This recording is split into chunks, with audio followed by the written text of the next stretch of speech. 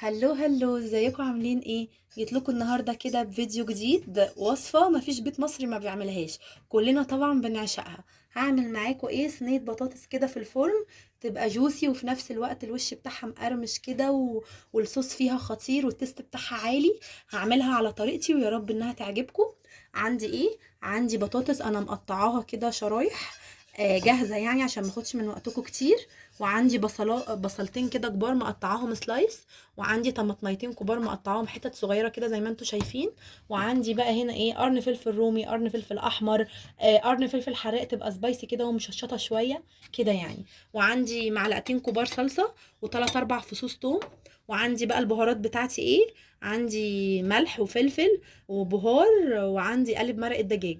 يلا بينا نشوف كده هنعملها ازاي. انا هعملها في الطاجن اللي هو الفخار، وهخليها تاخد سواها كله في الفرن عشان تطلع كده ايه. الطاجن اساسا بيدي تيست عالي للحاجه، فانا بقى عايزه اعمل صينيه بطاطس كده جامده ناكلها يعني. يلا نبتدي الخطوات واحده واحده مع بعض. جبت بقى البرام الفخار بتاعي اهوت، وهبتدي ان انا احط كميه البطاطس كلها بتاعتي. وهعمل البصل السلايس دوت هحطه، بسم الله الرحمن الرحيم. وهنزل بالطماطم. جماعة هو مش هتاخد منك 10 دقايق وهتطلع في نفس الوقت حلوة جدا. وهنزل بالفلفل كده بتاعي اللي انا مقطعاه. هنزل بكل المقادير مرة واحدة. وهنزل بالصلصة، وهنزل بالثوم، وهنزل بالبهارات بتاعتي كلها.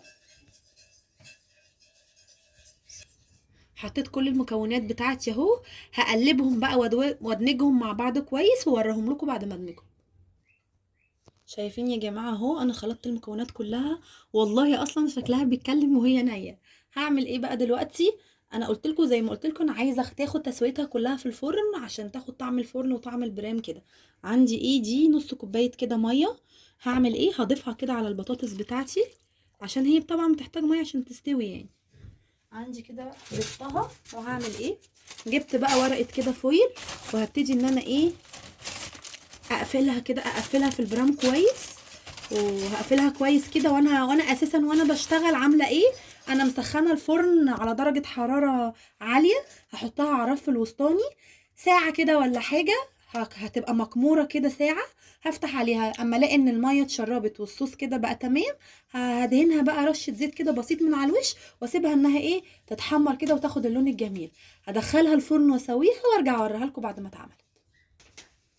عملتها اهو زي ما قلت لكم، هدخلها بقى الفرن زي ما قلت لكم اهو، وهسويها وارجع اوريها لكم. شايفين يا جماعه الجمال؟ طلعت رهيبه بجد. انا شلت من عليها الفويل وسبتها كده دقيقتين، هي اتحمرت وخدت اللون الحلو قوي ده معايا.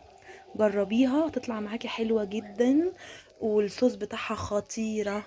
هستناكم تجربوها وتقولي لي رايكم فيها ايه. وما تنسوش تعملي سبسكرايب ولايك للقناه وتفعلي الجرس عشان يوصلك كل جديد. احلى صينيه بطاطس دي ولا ايه؟